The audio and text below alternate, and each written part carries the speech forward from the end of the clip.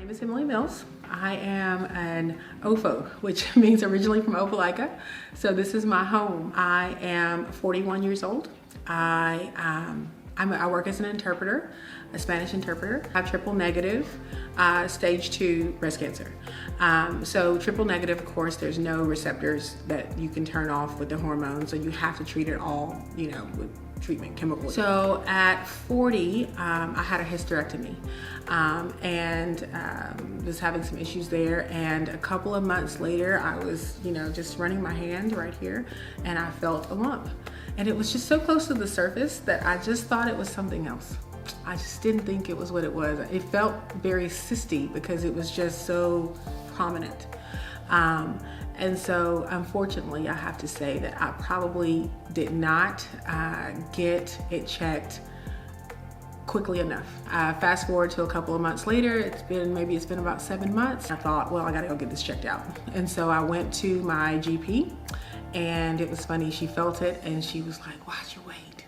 And the way she said that just kind of like it hit me, because I realized I felt the heaviness of it. I felt guilty. I was like, yeah, why did I wait? And she sent me to the next steps, which was to get the mammogram, which made my first mammogram. Dr. Cynthia Lorino did my mammogram. She came in the room right afterwards, and she kind of did her own after the tech did their ultrasound. And she said, well, we see what you see. Obviously you see it there, I could see it there, as big as day on the screen. And she said, but the only way to know what it is to biopsy it. And so we scheduled the biopsy, and of course, like, breast health is just amazing here in Opelika. It was like, they just move at the speed of light. They know how important it is to move like that. And so she did it the 2 days later, she did the biopsy. And she is the very one that called me. We waited for a couple of days to get the results. She called me on the phone, but she was reassuring. Immediately she was like, we know how to treat this, and we're gonna treat it as fast and as efficiently as possible. And I have to say, that has really come to fruition. I can't say enough about the Spencer Cancer Center.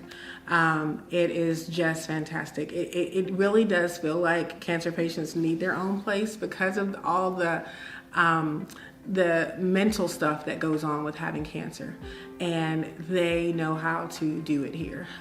The nurses are fantastic. I've had Melissa and Jess, they've been great. This beautiful place, Spencer Center, like, it's just like coming to a park every day and sitting in the park, and I'm watching the squirrels, I'm watching the birds. They just make you feel so. It's the same staff every time. It's just fantastic. It really does treat the whole person. In my family, I'm the 4th woman in my family to have breast cancer, but we don't have any genetic markers. And so it's not a thing that's related to genes, which means the only way you can take care of it is by taking care of yourself. And that means getting your annual screeners. Stay on top of it, because early detection is what I've learned. Early detection is everything. So it could mean the difference between your life. And so just keep checking, keep asking, keep talking to your doctor, get the screens, get the screeners. It's so important. And especially for Black women. Just want to put that out there. I was learning that a lot of the genetic things that they're looking for, they don't have enough Black participants that participate in the data to really study our genetics. And so when I heard that, I was like, sign me up. Put yourself out there, get tested, test it even if you don't think it, because they can use that data to save other women's lives.